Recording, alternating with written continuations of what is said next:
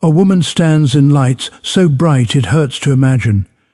Jeweled robes, gold chains at her wrists, gold chains at her neck, so heavy that 2 Roman guards walk beside her, bearing the weight. She does not cry, she does not beg. Around her, thousands of voices, a language she understands, a language she refuses to speak.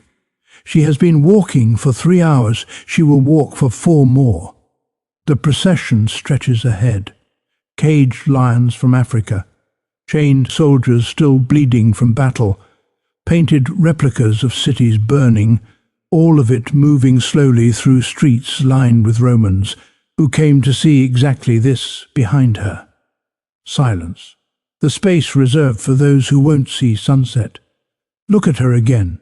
The jewels catching Mediterranean sun, the robes still royal, the chains still gold. Why is she wearing jewels to her execution? Why aren't they killing her?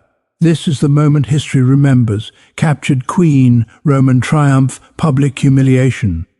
But what you think happened here didn't happen at all. Or worse, it did, but for reasons no one wants to admit.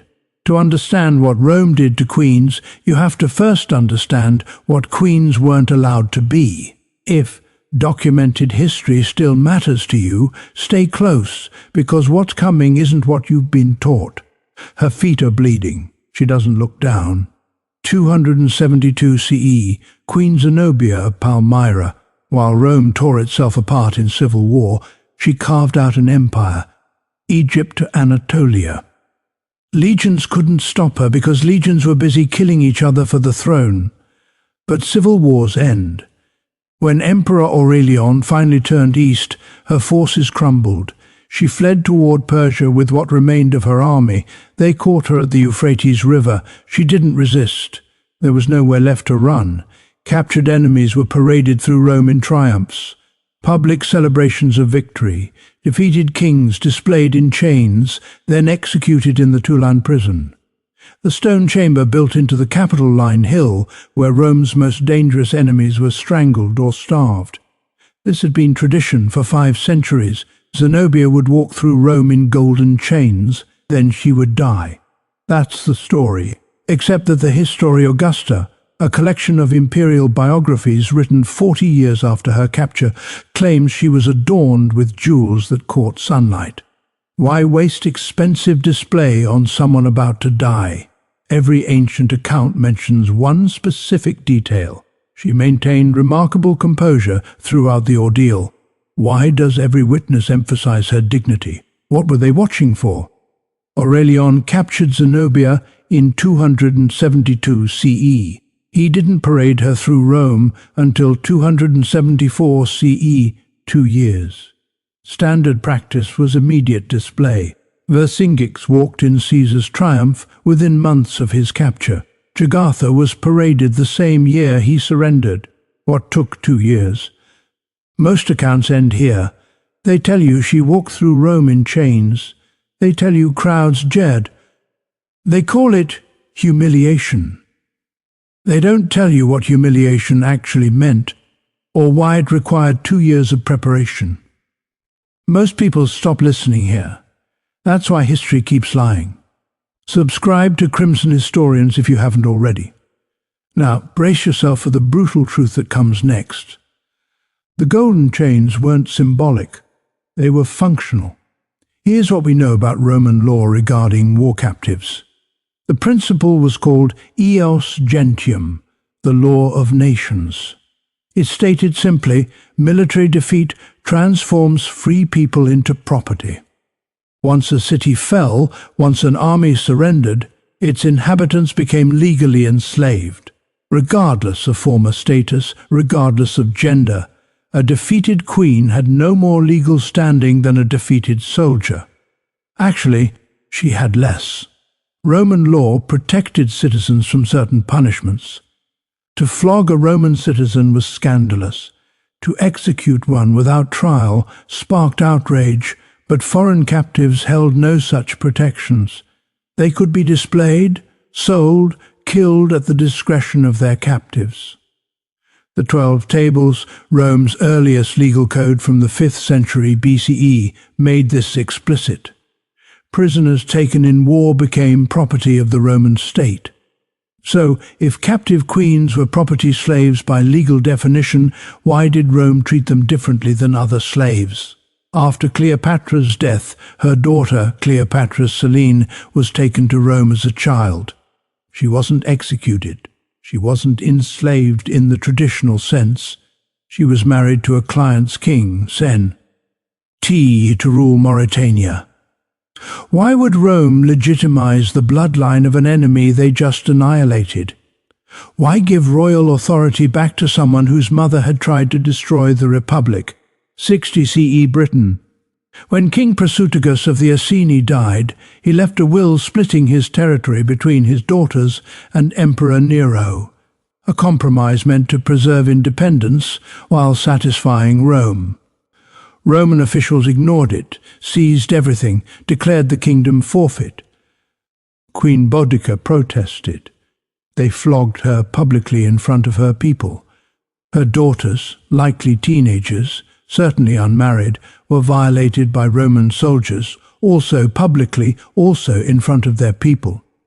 Tacitus records this with what he calls unusual directness for such matters. He emphasizes that even Romans found it disturbing. The problem is this: Roman law allowed it. Roman military culture normalized it. Captured women were considered spoils of war. This wasn't controversial. So why did Tacitus feel compelled to note that even Romans were shocked? What line had been crossed? The Romans weren't mindless brutes. They built legal systems that survived millennia. They wrote philosophy about virtue, justice, honor. They understood dignity. So when they stripped a queen naked and flogged her while her people watched, they knew exactly what they were doing. They weren't punishing her. They were answering a question. The triumphs, the public displays, the careful choreography of captured royalty walking through Roman ETs in chains. They weren't about showing conquered enemies. They were about proving something Rome needed conquered people to believe, to understand what you need to see what came before the triumphs. What happened in the months, sometimes years, between capture and parade. Captive queens underwent a process Roman records barely mention. Between capture and triumph, they weren't held in prisons. They were held in preparation. The Historia Augusta mentioned Zenobia was so debilitated by captivity that guards had to support her during the procession, not from torture. The jewels and robes were intact. Her body showed no marks from deliberate physical weakening, controlled starvation. Just enough food to survive, not enough to maintain strength. The amount was calculated. Roman military doctors understood nutrition. They knew exactly how much grain, how much water, how much protein kept a body alive while ensuring progressive muscle loss. The rations were delivered on irregular schedules, sometimes twice a day, sometimes once every 2 days. The unpredictability prevented the body from adjusting to a routine. Sleep deprivation through constant noise and irregular schedules. Guards changed watch with maximum disruption. Doors slammed at random intervals. Conversations held deliberately near her cell at odd hours. Torches replaced at midnight when darkness would have finally allowed rest. The cell was never completely dark, never completely quiet, never completely predictable. Isolate. Ion, alternating with forced interaction. Days of complete silence where no one spoke to her, no one acknowledged her presence. She was fed through a slot in the door like an animal, left alone with nothing but her thoughts and the growing weakness in her limbs. Then sudden interrogations, questions about Palmyra's treasury, about her generals, about her son's whereabouts. Questions she'd already answered, questions that had no purpose except to force her to speak, to engage, to remember she was still human enough to be questioned. Then silence again. Not enough to damage the body visibly, just enough to ensure she couldn't stand without assistance, just enough that when the day came for her to walk through Rome, she would need Roman hands to hold her upright. The symbolism was intentional. She would walk in her own power, or rather she would try to walk in her own power and fail, and Rome would be there to catch her. But there was something else in the preparation process that sources mention only in passing. Captive royalty were required to watch. Watch what other prisoners being executed. Gladiatorial games, public punishments in the arena. Cassius Dio mentions this detail when describing the captives from Decebalus' Dean Wars. They were brought to Rome months before Trajan's triumph. During that time, they were regularly taken to the Colosseum, not to fight, to observe. They watched criminals thrown to animals.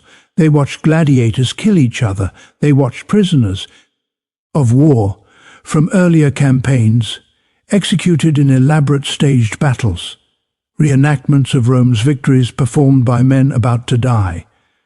They sat in special sections, guarded, visible to the crowd. The audience could see them watching, could see their reactions. Why? To ensure they understood what mercy looked like. When Zenobia walked through Rome in golden chains, weak enough to need support, she'd already spent months watching what happened to captives Rome didn't consider valuable enough to preserve. She'd seen men torn apart by dogs. She'd seen gladiators bleed out in the sand while crowds cheered. She'd seen prisoners of war, men who'd once been soldiers, who'd once fought for their kingdoms, reduced to entertainment. She'd seen what execution looked like. She knew what she'd been spared, and everyone watching her knew she knew. Before triumphs, captive royalty were bathed, dressed in their own royal regalia, given their jewelry back. The preparation for this was elaborate. Ancient sources mention that Zenobia's robes were repaired where campaign dirt had damaged them.